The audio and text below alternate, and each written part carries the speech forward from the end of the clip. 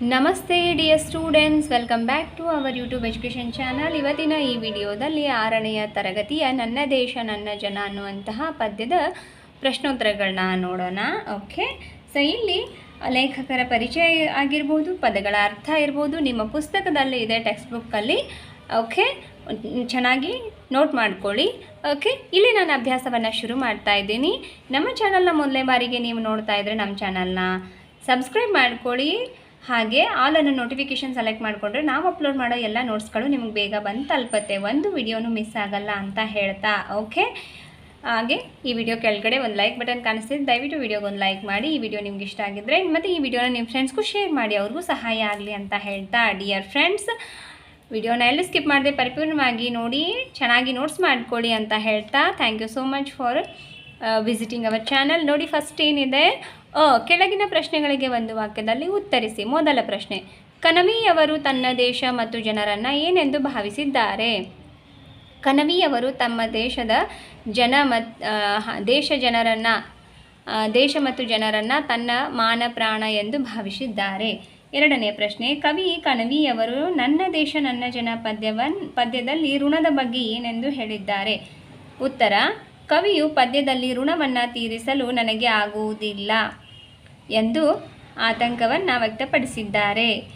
ಇದು ಕವಿಯು ದೇಶ ಮತ್ತು ಜನರ ಬಗ್ಗೆ ಇರುವಂತಹ ಪ್ರೀತಿ ಮತ್ತು ಅಭಿಮಾನವನ್ನು ತೋರಿಸುವಂಥದ್ದು. ಓಕೆ, ಇನ್ನು ನೆಕ್ಸ್ಟ್ ಪ್ರಶ್ನೆ ನೋಡಿ, ಕಣವಿಯವರು ಈ ನೆಲದ ಮಣ್ಣು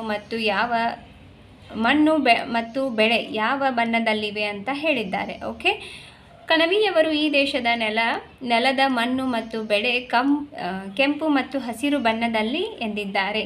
ಇನ್ನು ನಾಲ್ಕನೇದು ನೋಡಿ, ನಮ್ಮ ಹಿರಿಯ ಒಕ್ಕಲು ಯಾವುದೆಂದು ಕಣವಿಯವರು ಹೇಳಿದ್ದಾರೆ? ನಮ್ಮ ಹಿರಿಯ ಒಕ್ಕಲು ಸೂರ್ಯ ಚಂದ್ರ ಚುಕ್ಕಿಗಳು ಎಂದು ಕಣವಿಯವರು ಹೇಳಿದ್ದಾರೆ. ಓಕೆ, ಇನ್ನು ನೆಕ್ಸ್ಟ್ ನೋಡ್ರಿ, ಕವಿ ಕಣವಿಯವರು ಸ್ವಚ್ಛಂದದ ಹಕ್ಕಿಗಳು ಎಂದು ಯಾರನ್ನ ಕರೆದಿದ್ದಾರೆ? 100 ಭಾವ, ಭಾಷೆ, ನೆಲ, ಬಣ್ಣ, ವೇಷ, ಕಲೆಗಳು ಹೊಂದಿದ್ದರೂ ಎಲ್ಲರೂ ಒಂದೇ ಎಂದು ಬಾಳುತ್ತಿರುವಂತಹ ದೇಶದ ಜನರನ್ನು ಸ್ವಚ್ಛಂದ ಹಕ್ಕಿಗಳು ಎಂದು ಕಣವಿಯವರು ಹೇಳಿದ್ದಾರೆ. ಓಕೆ, ನೋಡಿ ಏನಿದೆ ಅಂತಂದರೆ, ನೆಕ್ಸ್ಟ್ ಪ್ರಶ್ನೆ, ಕೆಳಗಿನ ಪ್ರಶ್ನೆಗಳಿಗೆ 3-4 ವಾಕ್ಯಗಳಲ್ಲಿ ಉತ್ತರಿಸಿ. ಓಕೆ, ಮೊದಲ ಪ್ರಶ್ನೆ, ಭಾರತ ದೇಶದ ವೈವಿಧ್ಯತೆಯನ್ನು ಕವಿ ಕಣವಿಯವರು ಹೇಗೆ ಬಣ್ಣಿಸಿದ್ದಾರೆ? ಉತ್ತರ, ಭಾರತ ದೇಶದಲ್ಲಿ 100 ಭಾಷೆ, ಭಾವ, ಬಣ್ಣ, ವೇಷ, ಕಲೆಗಳನ್ನು ಹೊಂದಿರುವ ಜನರಿದ್ದಾರೆ. ಆದರೂ ಸ್ವಚ್ಛಂದವಾಗಿ ಹಕ್ಕಿಗಳಂತೆ ಒಂದಾಗಿ ಎಲ್ಲರೂ ಬದುಕುತ್ತಿದ್ದಾರೆ ಎಂದು ಕವಿ ಕಣವಿಯವರು ಹೇಳಿದ್ದಾರೆ. ಓಕೆ, ಇನ್ನು ನೆಕ್ಸ್ಟ್ ನೋಡಿ,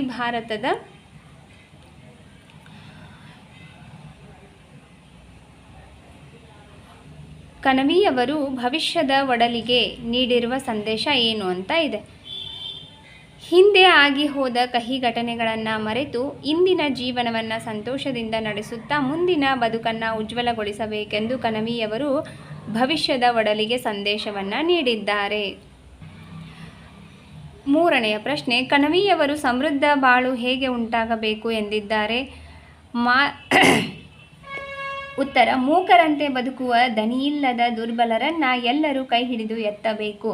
ನಮ್ಮ ಎಲ್ಲ ಬುದ್ಧಿಶಕ್ತಿಯನ್ನು ಉಪಯೋಗಿಸಿ ಒಳ್ಳೆಯ ಗುಣಗಳಿಂದ ಒಂದಾಗಿ ಬಾಳಿದರೆ ಸಮೃದ್ಧ ಬಾಳು ಉಂಟಾಗುತ್ತದೆ ಎಂದು ಹೇಳಿದ್ದಾರೆ. ಓಕೆ, ಇನ್ನು ಮುಂದಿನ ಪ್ರಶ್ನೆ, ಕೆಳಗಿನ ಪ್ರಶ್ನೆಗಳಿಗೆ 8-10 ವಾಕ್ಯಗಳಲ್ಲಿ ಉತ್ತರಿಸಿರಿ. ಮೊದಲ ಪ್ರಶ್ನೆ, ನನ್ನ ದಾರಿ ನನ್ನ ದೇಶ ನನ್ನ ಜನ ಪದ್ಯದ ಭಾವವನ್ನು ಬರೆಯಿರಿ ಅಂತ ಹೇಳಿದ್ದಾರೆ. ಈ ಪದ್ಯದಲ್ಲಿ ಕವಿಯು ದೇಶ ಮತ್ತು ಜನರ ಬಗೆಗೆ ಇರುವ ಪ್ರೀತಿ ಮತ್ತು ಅಭಿಮಾನವನ್ನು ಕಾಣಬಹುದು. ಕವಿಯು ದೇಶ ಮತ್ತು ಜನರನ್ನು ತನ್ನ ಮಾನ ಹಾಗೂ ಪ್ರಾಣವೆಂದು ಹೇಳುತ್ತಾರೆ. ಇಲ್ಲಿನ ಪ್ರತಿಯೊಂದನ್ನು ಪ್ರೀತಿಸುವ ಕವಿಯು ತನ್ನ ದೇಶ ಫಲವತ್ತಾದ ಕಪ್ಪು ಮಣ್ಣು ಹಾಗೂ ಹಚ್ಚ ಹಸಿರಾದ ಬೆಳೆಗಳನ್ನು ಹೊಂದಿದೆ ಎಂದು ಹೇಳುತ್ತಾರೆ. ವಿವಿಧ ಭಾಷೆ, ಕಲೆ, ಸಂಸ್ಕೃತಿಗಳನ್ನು ಹೊಂದಿದ್ದರೂ ಸಹ ನಮ್ಮ ದೇಶದ ಜನರು ಒಂದೇ ಎಂದು ಒಟ್ಟಾಗಿ ಬಾಳುತ್ತಾರೆ ಎಂದು ಕವಿ ವರ್ಣಿಸುತ್ತಾರೆ. ದುರ್ಬಲರಿಗೆ ಸಹಾಯ ಮಾಡುವುದೇ ಒಳ್ಳೆಯದು ಹಾಗೂ ಒಳಿತನ್ನು ಕಾಣುವುದು. ಉದಾರವಾದ ಮನಸ್ಸು ನಮ್ಮ ಜನರದ್ದು ಎಂದು ಕವಿ ಇಲ್ಲಿ ಹೇಳುತ್ತಾರೆ. ಓಕೆ, ಸೊ ಭಾಷಾ ಚಟುವಟಿಕೆ ಏನಿದೆ ಅಂತ ನೋಡೋಣ ಬನ್ನಿ. ಇಲ್ಲಿಗೆ ಈ ಪದ್ಯದ ಎಲ್ಲ ಪ್ರಶ್ನೋತ್ತರಗಳು ಮುಗಿದು ಭಾಷಾ ಚಟುವಟಿಕೆ ನೋಡೋಣ ಬನ್ನಿ ಮಕ್ಕಳೇ. ಹಾಗೂ ಸ್ನೇಹಿತರೆ, ಇಲ್ಲಿರುವ ಪದಗಳನ್ನು ನಕಲು ಮಾಡಿ ನೋಡಿ. ಇಲ್ಲಿ ಸ್ವಚ್ಛಂದ ಇದೇ ಥರ ಸೇಮ್ ಆ್ಯಸ್ ಯೂಶುವಲ್ ಬರಿಬೇಕು. ಪ್ರಾಚೀನ ಪ್ರಾಚೀನ, ವರ್ತಮಾನ ವರ್ತಮಾನ, ಉಕ್ಕೇರು ಉಕ್ಕೇರು, ಇದು ಸೇಮ್. ಭವಿಷ್ಯ ಭವಿಷ್ಯ ಭವಿಷ್ಯ ಅಂತ ಈ ಥರ ಬರಬೇಕು. ಸಮೃದ್ಧ ಸಮೃದ್ಧ ಸಮೃದ್ಧ ಸಮೃದ್ಧ ಅಂತ ಈ ಥರ ಸೇಮ್ ನೋಡ್ಕೊಂಡು ಆ್ಯಸ್ ಯೂಶುವಲ್ ಬರೆದ್ಬಿಡಿ. ಓಕೆನಾ? ಇನ್ನು ನೆಕ್ಸ್ಟ್ ನೋಡಿ ಏನಿದೆ, ಕೆಳಗಿನ ಪದಗಳಿಗೆ ವಿರುದ್ಧಾರ್ಥಕ ಪದಗಳನ್ನು ಬರೆಯಿರಿ ಅಂತ ಹೇಳಿದ್ದಾರೆ. ಮಾನ, ಅಪಮಾನ, ಹಿರಿಯ, ಕಿರಿಯ, ಪ್ರಾಚೀನ, ಆಧುನಿಕ, ಏರು, ಇಳಿ. ಓಕೆ, ಸೈನ. ನೆಕ್ಸ್ಟ್ ನೋಡಿ, ಪದ್ಯದಲ್ಲಿ ಬಳಕೆ ಆಗಿರುವ ಈ ಪ್ರಾಸ ಪದಗಳನ್ನು ಓದಿ ತಿಳಿಯಿರಿ ಅಂತ ಹೇಳಿದ್ದಾರೆ.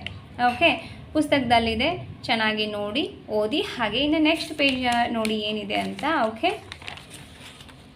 ನೆಕ್ಸ್ಟ್ ಪೇಜಲ್ಲಿ turn page number next. Okay,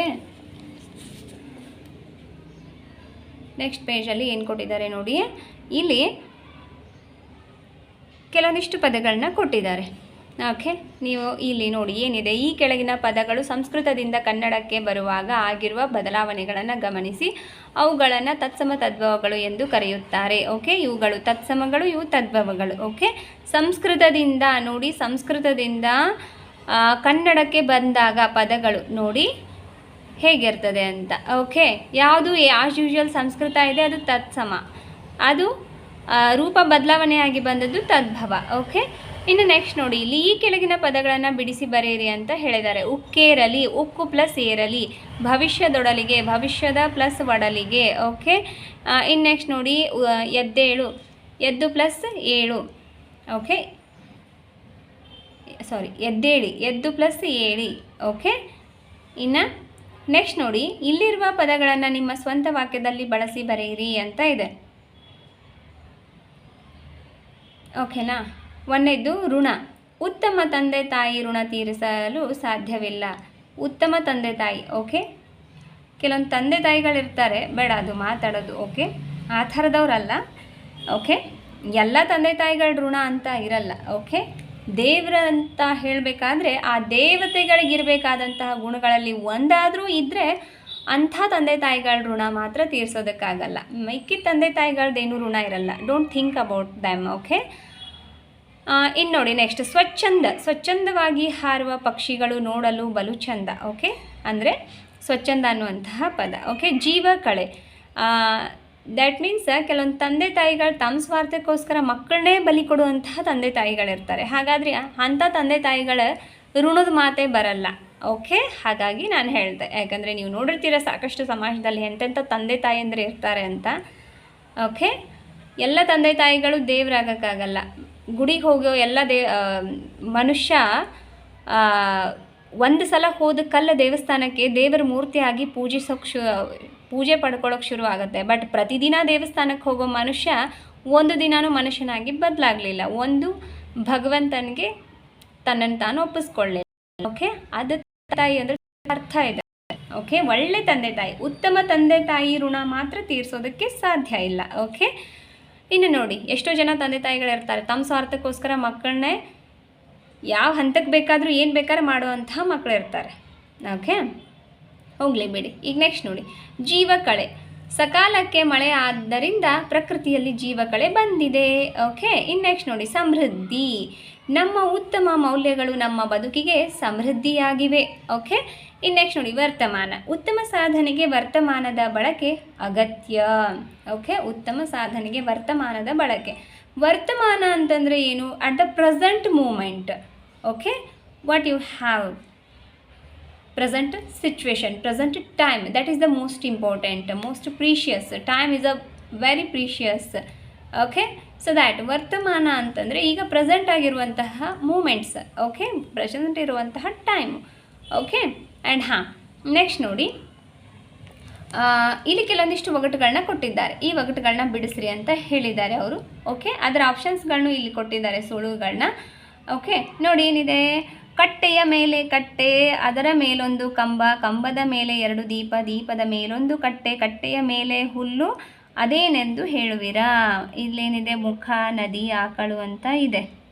okay, ಇಲ್ಲಿ ನೋಡಿ, ಜುಳು ಜುಳು ಹರಿಯುತ್ತ, ಬಳುಕುತ್ತ, ಬಾಗುತ್ತ, ಬೀಳುತ್ತ, ಏಳುತ್ತ, ನೆಲವನ್ನು ತೊಯ್ಯುವ, ತಂಪನು ತರುವ, ಹೊನಲಾಗಿರುವ ನಾನು ಯಾರು? ಇದು ನದಿ. ಓಕೆ, ಇದು ಮುಖ. ಓಕೆ, ಮುಖ ಇದು.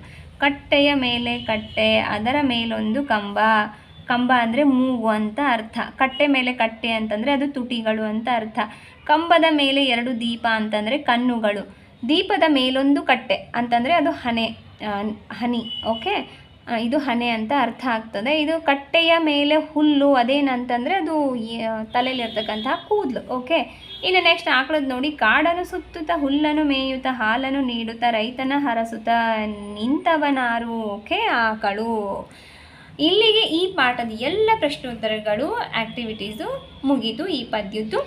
Okay, thank you so much for watching this video until the end. Once again, see you in the next video. Okay, thank you so much. ಈ ವಿಡಿಯೋ ನಿಮ್ಮ ಫ್ರೆಂಡ್ಸ್ಗೂ ಶೇರ್ ಮಾಡಿ, ಅವ್ರಿಗೂ ಉಪಯೋಗ ಆಗಲಿ ಅಂತ ಹೇಳ್ತಾ, ನಮಸ್ತೆ ವೀಕ್ಷಕರೇ, ನಮಸ್ತೆ ಸ್ನೇಹಿತರೆ, ನಮಸ್ತೆ dear students. Thank you so much.